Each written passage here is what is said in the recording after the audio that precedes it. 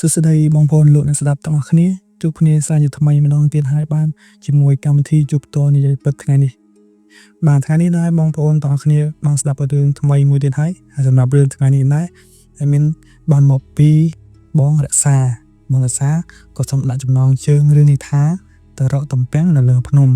បាទបងប្អូនបងរក្សាបាននិយាយបន្តទៅថាអត់តែដល់ខែតំពាំងដុះគ្រួសាររបស់គាត់និងបងប្អូនរបស់គាត់នៅជិតខាងរបស់គាត់តែងតែនាំគ្នាដាក់បាយដាក់អីទៅរកតំពាំងនៅលើភ្នំហើយបងប្អូនហើយនេះជាទំនៀមទម្លាប់របស់ពួកគាត់រកតំពាំងដើម្បីទុកហូបខ្លួនឯងខ្លះដើម្បីលុកនៅទីផ្សារខ្លះណាបងប្អូនបាទបងប្អូនពួកគាត់ក៏រៀបចំបាយទឹករៀបចំម្ហូបអាហាររៀបចំខោអាវដើម្បីផ្លាស់ប្ដូរនៅលើភ្នំហើយពួកគាត់ក៏រៀបចំចេញដំណើរទៅថ្ងៃបន្ទាប់បងប្អូនបាទបងប្អូនសម្រាប់រឿងបងតាសាដូចជាមិនសូវវែងណាស់ទេហើយថ្ងៃនេះអត់មាននិយាយបានតែមួយរឿងនេះទេមានរវល់ដែរបងប្អូនបាទរវល់មើលកូនបាទហើយអត់មានផុសសំឡេងពិតទៅដូចជាអត់សូវមានបងប្អូនមកចុចចូលមើលចឹងរឿងអត់ចង់បន្តដំណើរតែទេបងប្អូនមើលប៉ុណ្ណាយ៉ាងប៉ុណ្ណឹង feed អត់មាននឹងព្យាយាមផុសបន្តថ្ងៃមួយអរគុណបងប្អូនតែឡើយយើងចូលដល់សាច់រឿងយើងតែម្ដងបងអ្នកសាគាត់បាននិយាយបន្តថាគាត់សប្បាយចិត្តណាស់ហើយទៅដល់ខែមានតំពាំងដល់នៅលើភ្នំម្ដងដោយសារតែពួកគាត់អាចចេញពីផ្ទះពីព្រលឹមឡើងហើយចូលផ្ទះវិញពេលល្ងាចតាមទាំងដាក់បាយទៅហូបនៅលើភ្នំទឹកផងហើយពិតជាលយមែនតើសម្រាប់បងអ្នកសាបងប្អូនបងអ្នកសាគាត់បាននិយាយបន្តថានៅពេលពួកគាត់ចេញទៅរកតំពាំងនោះពួកគាត់បាននាំគ្នាចែកតំបន់គ្នាដើម្បីរកតំពាំងបងប្អូនគឺពួកគាត់យករជុំគ្នាតែគាត់ចែកតំបន់គ្នាខាងឆ្វេងខាងស្ដាំខាងលើខាងក្រោមអញ្ចឹងណាបងប្អូនបាទបងប្អូនពួកគាត់ជារទេសផ្សេងគ្នាបងអ្នកសាគាត់ជារទេសមួយគ្រួសារគាត់ទៅអ្នកភូមិគាត់បងប្អូនគាត់ផ្សេងជិះតាមអ្នកផ្ទះគេរៀងៗខ្លួនណាបងប្អូនបាទបងប្អូនកំឡុងពេលដែលបងអ្នកសាគាត់ជារទេសដើម្បីទៅបែបតំពាំងហ្នឹងគាត់ក៏ដេកនៅលើរទេសហ្នឹងបងប្អូនទៅពេលគាត់ដេកហ្នឹងគាត់ក៏លងលក់ហើយគាត់ក៏យកសពមានមនុស្សពីរនាក់ពាក់អាវសស្ទង់មួយឈុតសពីរនាក់អញ្ចឹងសុំតំពាំងគាត់ថាសុំតំពាំងហូបផងហើយបងអ្នកសាគាត់ក៏ឆ្លើយថាអត់មានតំពាំងទេកំពុងតែរយអញ្ចឹងគាត់និយាយក្នុងយកសពបងប្អូនទៅពេលគាត់ជារទេសទៅដល់មុខមិនដល់ទៀតទៅពេលកណ្ដាលផ្លូវបងអ្នកសាគាត់ក៏ដឹងខ្លួនហើយគាត់ក៏ជិះនៅវាក្រោយរទេសរបស់ពុកប៉ាម៉ាក់របស់គាត់ហ្នឹងគាត់ក៏ងាកឆ្វេងឆ្ដាំស្រាប់តែឃើញស្ទង់សវាអ្នកឈរមើលគាត់ពីជាងហែបក់ដៃណាបងប្អូនហើយគាត់ឲ្យរៀនស្រ័យគាត់គិតថាមិនហ្នឹងអញ្ចឹងគាត់មិនដឹងថាជាវិញ្ញាណខ្មោចឯណាគាត់ងាកទៅមើលម្ដងទៀតបាត់ពីអ្នកនាំពាក់អាវសមួយឈុតពីអ្នកហ្នឹងគឺអត់ឃើញបងអាសាគាត់ថាចំតណាបាត់ហើយនៅតែជាមនុស្សឬក៏ជាខ្មោចឬក៏ជាចោរបងអាសាក៏ហ៊ានប្រាប់ប៉ាម៉ាក់គាត់ហើយគាត់សង្ងំដេកបន្តទៀតទៅហើយមនុស្សងើបដេកហើយងើបដេកហើយជោគដូចហ្នឹងក៏ដេកវិញបន្តទៀតហើយតែអ្នកយកសពឃើញមនុស្សពីរនាក់ពាក់ឈុតសអញ្ចឹងមកសុំតំពាំងគាត់ទៅពេលពីរនាក់មកឃើញអញ្ចឹងបងអ្នកសាគាត់ងាងគាត់ដែរថាជុំមែនតើហ្នឹងមែនដែរបងប្អូនអញ្ចឹងគាត់ក៏បន្តជិះទៅដើម្បីឡើងភ្នំបែបតំពាំងតែពេលពួកគាត់ជិះទៅឡើងដល់លើភ្នំពួកគាត់ក៏យករទេះនឹងទុកនៅខាងក្រោមជើងភ្នំដើម្បីចងគោចងអីដាក់គោផឹកទឹកស៊ីស្នោអញ្ចឹងទៅហើយទុករទេះទុកបាយនៅកន្លែងមួយកន្លែងដែលពួកគាត់ជាប្រចាំពួកគាត់តែងទៅកន្លែងហ្នឹងពួកគាត់ក៏ចាំគ្នាដើម្បីឡើងទៅបែបតំពាំងសម្រាប់សិនអញ្ចឹងទៅបងប្អូនចងគោចងឲ្យស្រួលបូចទៅបន្ទាប់មកបងរក្សាគាត់ក៏ជឿបាត់ជើងទូចគាត់សុំពុករបស់គាត់ទៅបាត់ជើងទូចគាត់ក៏ដើរទៅព្រៃនៅម្ខាងទៀតពេលគាត់បាត់ជើងទូចនោះក៏បាត់ជើងទូចហើយគាត់ចាប់ដើមរៀបចំនឹងដើរមកវិញទៅហើយបងរក្សាក៏ឌឺសំឡេងថាសុំតំពាំងហូបផងទៅលើតែប៉ុណ្្នឹងទេហើយបងរក្សាក៏ងាកមើលឆ្វេងស្ដាំអត់មានមនុស្សទេបងរក្សាក៏តបវិញថាអត់តន់រកតំពាំងបានផងបងចាំបងរក្សាក៏ដើរតទៀតទៅគាត់មិនខ្វល់តែជឿណាទេតែគាត់បឿនទៅពេលដែលគាត់បាយខ្នងដើរមកបងគាត់ថាខ្នងគាត់ទៅចាក់ស្រូវតែមកគាត់ពឺជពលខ្លាំងតែមកតែក៏ឆ្លៀតដើរលឿនទៅដល់កន្លែងហ្នឹងពួកគាត់នឹងកំពុងតែចាំគ្នាត្រៀមឡើងទៅបេះតំពាំងបងប្អូនបាទបងរក្សាគាត់ក៏ដើរទៅដល់កន្លែងនេះពួកគាត់ត្រៀមនឹងឡើងទៅតំពាំងពួកគាត់ក៏សម្រាប់បន្តិចទៀតសិនចូលកម្លាំងបាញ់ហើយពួកគាត់ក៏នាំគ្នាឡើងទៅលើភ្នំដើម្បីរកតំពាំងហើយក៏បាញ់ចៃគ្នារកតំពាំងតាំងកន្លែងយើងខ្លួនបងរក្សាក៏ឡើងទៅរកតំពាំងបាន 3-4 ហើយគាត់ក៏សុំប៉ារបស់គាត់ទៅរកកន្លែងផ្សេងជាងឆ្ងាយពីប៉ាគាត់តិចណាគាត់ក៏ដើរគាត់ក៏រកតំពាំងឆ្ងាយពីគាត់ឆ្ងាយពីពុករបស់គាត់បងប្អូនពេលគាត់រកចាប់តែលឺសំឡេងគេថាសុំតំពាំងហូបផងគាត់ងាកមើលឆ្វេងស្ដាំខាងក្រោយរបស់គាត់ដូចជាអត់មានមនុស្សទេហើយសំឡេងគឺសំឡេងមើលធម្មតាគឺអត់មានសំឡេងវាខ្មោចលងទេតែថាពេលសំឡេងនេះនិយាយមកគាត់ពឺសម្បល់ខ្ញាក់តែថាអត់ទាន់រកតំពាំងបានហូបផងគាត់ក៏ឆ្លាញ់ទៅវិញអញ្ចឹងក៏ប៉ុន្តែគាត់មានតែនៅពុករបស់គាត់ក៏ហ៊ានថាចាំអោយហ្នឹងគាត់ចាំសួរពុករបស់គាត់សិន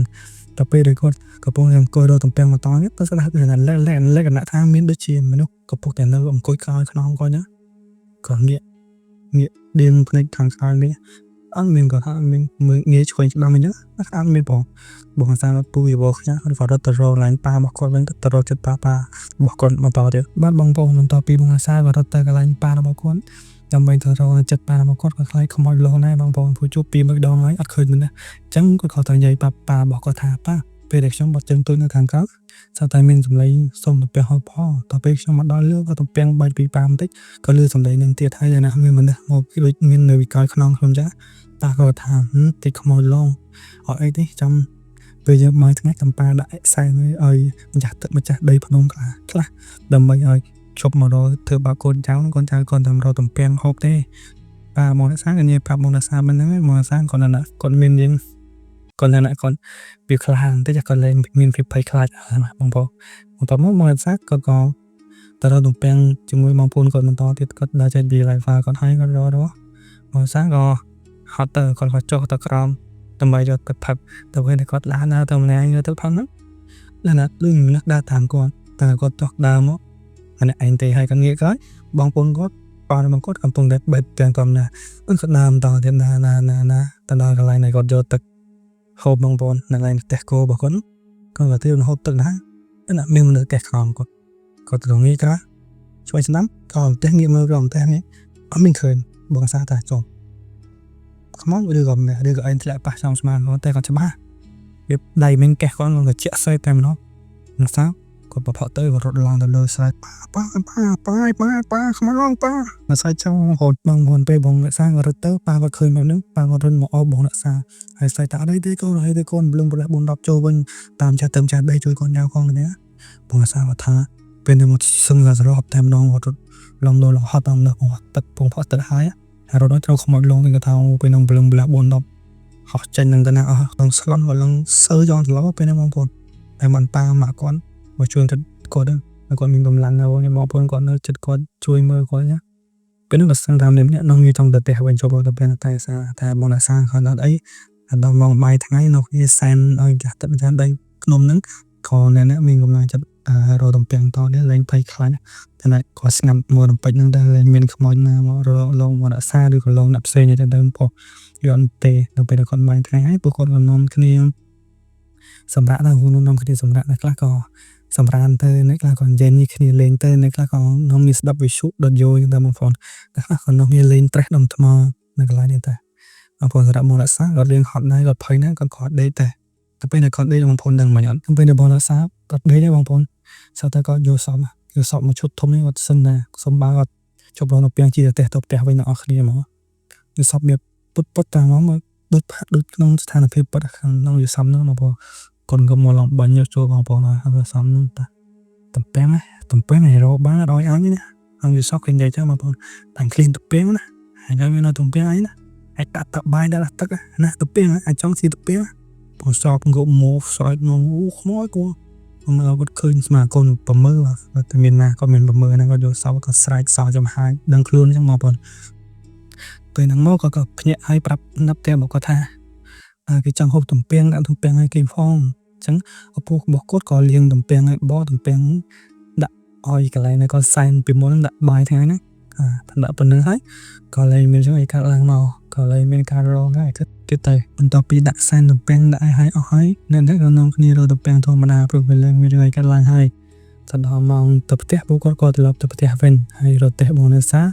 ក៏ជិះត្រឡប់មកផ្ទះគឺនៅជួរក្រោយគេខាងក្រោយគេពេលហ្នឹងម៉ាក់របស់គាត់និងប៉ារបស់គាត់នៅខាងមុខហើយបងណាសាជិះនៅខាងក្រោយម្នាក់ហើយតែពេលដែលគាត់ជិះមកខាងក្រោយម្នាក់នៅពាក់កណ្ដាលផ្លូវទៅហើយគាត់សាប់តែឃើញមនុស្សពាក់អសឈុតសពីរនាក់ឈរលើកំពូលភ្នំដូចបក់ដៃហៅបងណាសាគាត់ងាកទៅឃើញបក់ដៃហ្នឹងគាត់មុខចុះ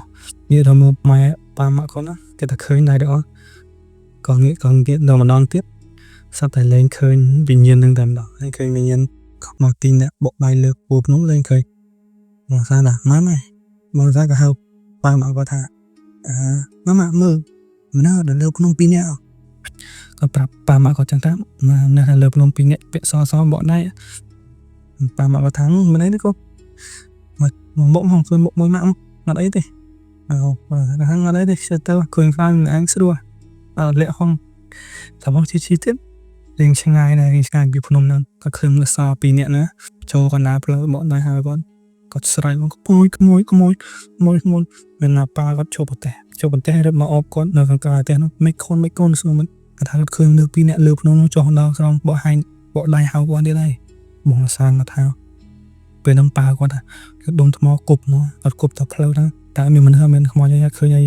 គាត់គប់មកគាត់ជឿទៅតែមកលួងកូនហ្នឹងសែនអស់ហើយគាត់ជឿចឹងប៉ាបងសាតែពេលលែងមានអីកើតឡើងគាត់ជិះតែផ្ទះធម្មតាទៅពេលដល់ផ្ទះប៉ាបងនៅសាងក៏យកបងនៅសាងទៅសោយទឹកសោយអីណានៅក្នុងភូមិរបស់គាត់មានតាយាយគាត់ចាស់ខាងហ្នឹងចឹងទៅយកទៅសោយទឹកសោយអីទៅបងនៅសាងគាត់ក៏លែងមានបញ្ហាទៅបានមកគាត់